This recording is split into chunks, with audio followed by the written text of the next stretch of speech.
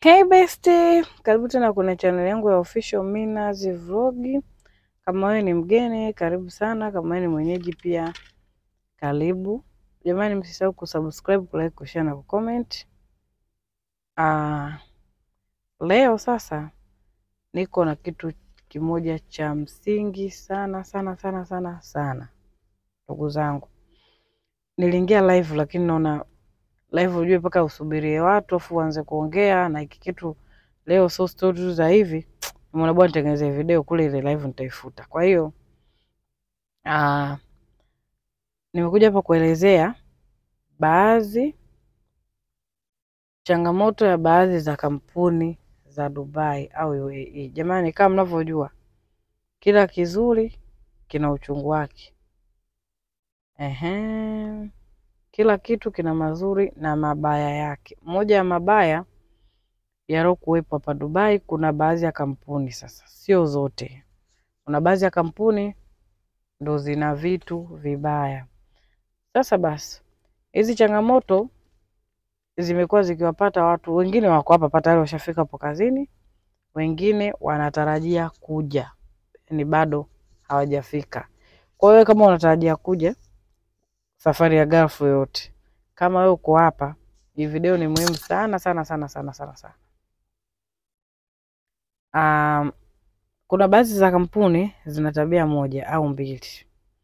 Zinatangaza nafasi za kazi, zinasema kwamba labda nataka wafanyakazi 3 au 4 au kuna nafasi za kazi. Anaweka mshahara wake, maybe labda basic salary ndio 1300, 1000, 1100 au 1200 au 1000 kwa kazi ya masaa 8 au 10. Baada hapo kunakuwa na overtime. Overtime unaambiwa labda masaa 2 au 3 kila siku. Kwa hiyo anakuja kukwambia mshahara ukijumlisha overtime labda 1300 1400 ndio mshahara wake. Anakuja kukwambia anakupa accommodation, anakupa transport, kula tu unajitegemea, na hizo ni kampuni nyingi. Kasoro chache tu kama restaurant mpaka kula unakula pale, lakini mshahara hauagi sana wa hivyo. Unazungumzia hizi kazi za unskilled, yani hizi za kama sisi wa kawaida ambao, sizungumzi kazi za benki, sio exchange, sio wapi. Nazungumzia hizi kazi, na mimi ndo niko hapa kwenye nafasi kama hizi kwa sababu najua wengi ndio tuna uhitaji wa hivyo. Basi akisha kwambia vile, anakuambia visa sure, yani visa anafanya, anamaanisha anakufanyia visa kubwa ya miaka 2. Unaenda unaanza kazi. Wewe umekuja na visiting visa, unaenda unaanza kazi. Imagine labda una visa mwezi mmoja visiting au miezi 2. Ukifika mwingine unafanya kazi, kwa sababu ukifika hawezi kuanza kutolea visa mpaka kuangalia kazi yako. Akishaangalia kazi yako, kwa hiyo wakati anaangalia kazi yako unaweza kukuta mwezi umeisha. Akitoka hapo ndo akuanze process za kukuchangia status, kukupa visa kubwa, kukupa employment visa. Sasa pale wakati anakuangalia, mwingine anaweza ukafanya wiki 2 wiki 3, anakuambia mimi sijalizika na wewe, ondoka. Ondoka. Umeelewa? Akwambia ondoka hapa, tayari kashakurostisha visa yako ishasoma. Na unajua kwa nini nakwambia hivi? Na ndio maana nashauri mtu njoo na visa miezi 2. Ikitokea mistake kule kampuni kama hiyo kufanya kazi wiki 2 kakuacha, kuna balance ya visa mwezi mmoja na wiki 2, rahisi kutafuta kazi nyingine.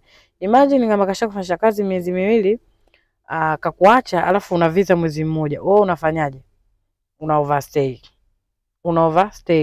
Sasa hizi kampuni, kuna kampuni sana inafanya hivyo, kisha kitoka hapo inakufukuza, wewe unaenda na overstay, unaanza kuishi kwa shida, au unaogopa kwa overstay, unarudi nyumbani tofauti na malengo yako. Ushatumia pesa, ushamaliza pesa. Umeelewa? Mwingine tunatoka huko tumekopa, kasha kuingiza hasara, wewe ndio unaenda kusema Dubai mbaya, Dubai mbaya, Dubai mbaya. Hilo kundi la kwanza. Kundi la pili ni wale watu ambao anakuchukua, anakuambia kuna vitu hivyo, anakusanisha mkataba, unafanya kazi, of course anakutolea visa. Anakutolea visa vizuri tu. Akitoka hapo anakuja kukuambia kuna visa redact au kuna makato ya visa. Kuna makato ya visa. Anakukata visa, kitu ambacho ulikuwa ukijui. Mwingine anakata 500 kila mwezi, Mwingine anakuambia kata 1000 yote kwa 300 tu ambayo itakutosha kwenye kula tu. Mwingine anakuambia nakata 200, inategemea na utaratibu wa bosi wako. Sasa basi, kama hapa nazungumzia kwa wale ambao labda ulisainisha mkataba hivi, alafu imetokea hivi wewe hujui, ndiko na suluhisho hapa nataka nikupe. Lakini kama ulikuwa unajua na unakatwa, basi wewe inabidi ukomae tu. Muhimu tu inabidi uulize kama utalizika ukiambiwa visa unakatwa na kazi umeipenda, uulize unakatwa kwa miezi mingapi au anakata visa shilingi ngapi. Kwamba anakata visa shilingi 4000 dirham 4000, basi wewe na wewe mtapanga mkatane shilingi ngapi mpaka 4000 yake ishe. Kama wewe hujaambiwa, na maanisha labda mshahara wako ndio wa buku, alafu hujaambiwa, alafu unakuja unaomba unakatwa visa, haujui au hujasainishwa mkataba au visa kakutolea kuna aina yote ambayo anaenda kinyume na sheria, yani overtime hizo kulipi, mshahara kukupa kulipi. Wengine ndio hivyo wanalimbikizwa mpaka wanaongeza mavasei, wengine wampewa visa lakini unafanyishwa kazi mpaka wanasema natamani nitoke. Mfano kuna mtu alinicheki kwa Abu Dhabi, ni Mrundi nafikiria au Mganda kitu kama hicho. Mrundi alinisimulia mapito yake makubwa, ile nilimwambia tu naenda leba.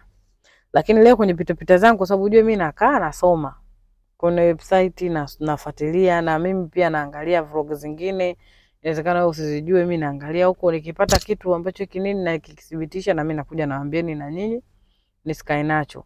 Nikitoka hapa nitarudi kwa kaka, nitamtumia link angalie video. Chukua peni na karatasi kama unahitaji kuja. Hii video nitaweka na nitapini comment ya kwanza, nitaandika hizi namba na ina maelezo. Chukua simu yako, tena hii unapiga hata kama hauna salio. Yaani ni free. Andika 80084. Yaani ni 800 afu mwisho sema 4. Ukishaandika namba piga. Kupiga ni free. Itakuuliza lugha. Kisha kuuliza lugha utachagua kama ni Kiarabu au Kiingereza. Utachagua lugha unayojua kisha utaongea nao. Ni dakika 1 tu au 2 unasaidika. Muhimu zingatia, jua jina la kampuni yako. Wakati unapiga andika kwenye karatasi jina la kampuni yako na ofisi namba yake au jina la ofisi. Wewe waelezee situation yako yoyote. Ukishawaelezea wao watakushughulikia. Ni dakika nilisindana risali 1 tu ushasaidika, utapata msaada mkubwa sana. Kwenye hilo nashukuru. Kwa hiyo wewe ukiendelea kuteseka kama hujaiona, ndipo ninaposema video kama hii ukiipata share na kwa mwenzako ajue ili muambiane. Na hii sio kwa niaba tu wafanyakazi hao wenye wa kiume ambao wanafanya kazi kwenye makampuni. Hata wanawake ambao mnafanya kazi za ndani, ambao mmechukuliwa na maagent. Kuna maagent na mchezo anakuchukua aje kukuuza, anakuja na warundikeni majumbani, anawatumikisha mpaka basi. Yaani mnaanza kumfanyia kazi yeye pale kabla haja kuna ni of course sehemu unoka kufanya kazi lazima, lakini sio kwa style unofanya. Pili anaweza akakuuza sehemu unaenda unafanya kazi labda wiki 2 kitatu umeshindwana, ule mshahara anachukua yeye ule wiki 2. Ukija unakaa. Kuna baadhi ya mateso mengi tu. Hapa nazungumzia kwa watu wanaoishi hapa Dubai. Ambao yanapitia, ukiona kwenye nyumba yako pia ukiona kuna vitu ambavyo unafanywa havifai, haviridhishi, wewe piga hii simu namba direct, waambie kama uko Ajmani, Fujairah, Abu Dhabi, Sharjah, Al Khalaini kote. Wewe waelekeze, ukiwatezekana watajie namba mtaa wako mpaka jina la nyumba yako, hata mpaka na bosi wako, waelezee au watakusaidia. Jamani, huku tumekuja kutafuta. Hatujakuja kuteseka. Tumekuja kutafuta, hatujakuja kuteseka. Kwa hiyo jitahidi kwenye kila kitu, hakikisha unajisimamia mwenyewe kwanza.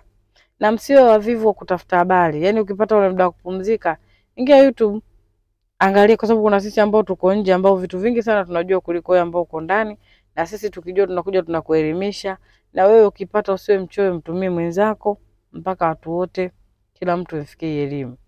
Namba ya kupiga nitaandika kwenye comment hapo chini, nitaipini ni 80084. Badilisha lugha, ongea nao, ambie changamoto yako. Notes, nazungumzia wanaoteseka. Iwe kwenye kampuni walioenda kinyume na mkataba. Nazungumzia. Sizungumzie wewe umekaa tu na matakwa yako unataka kutoka nje upige hii simu. No. Hii ni kwa watu wenye changamoto tu. Na pia na wao lazima watakuuliza ili wajiridhishe. Kwa hiyo hakikisha una nini, hakikisha kidogo unajua lugha ambayo mtaelewana ya mawasiliano, basi maisha mengine yanaendelea. Jamani, mimi jukumu langu kukuelekeza, jukumu langu kutoa update, lakini na nyinyi jukumu lenu kusubscribe, jukumu lenu kulike, jukumu lenu kushare. Kama una swali, andika hapo chini kwenye comment swali lolote, nitakujibu kwa kutengeneza video, sio kwa mtu mmoja. Utasikia mimi nilikuuliza swali hujanijibu. Umenijibu. Ukiona sija kujibu swali lako, ujue hilo swali lipo kuna hizi video. Angalia video mpaka mwisho. So angalia mwanzoni nikisema tu hi bestie, unaacha afu unakuja kuniuliza swali. Mimi sijibu swali kama hilo. Hilo la kwanza. La pili, dada naomba mawasiliano kwa namba yako. Mimi siwezi kuweka namba hapo. Na wewe ukiweka namba siwezi kunani. Kila video nasisitiza hii jamani. Imagine hapa seki namba na kutwa natafutwa na watu. Sio mbaya kwa sababu nimeamua kujitolea. Lakini wewe njoo Instagram, naitwa Amina Kunja. Ukifika pale njoo inbox niulize, kama nikilikiwa swali ambalo lipo kwenye video nitakwambia nenda kwenye video fulani kaangalie. Kama ikiwa swali ambalo naweza kukujibu kwa personal, wewe naweza nikakujibu, lakini usije kwa mawasiliano yangu hapo. Au mtu unanitafuta dada na kusalimia, no. Kwa sababu lazima tuwe serious, na mimi mheshimu hiki ambacho nakifanya. Jamani, msisahau kusubscribe, kulike, kushare na kucomment. Msisahau kuambia wenzenu hiki kinachotokea. Okay, kama huwezi kumpa video, mpe hizi namba na yeye ajikwamue. Bye bestie.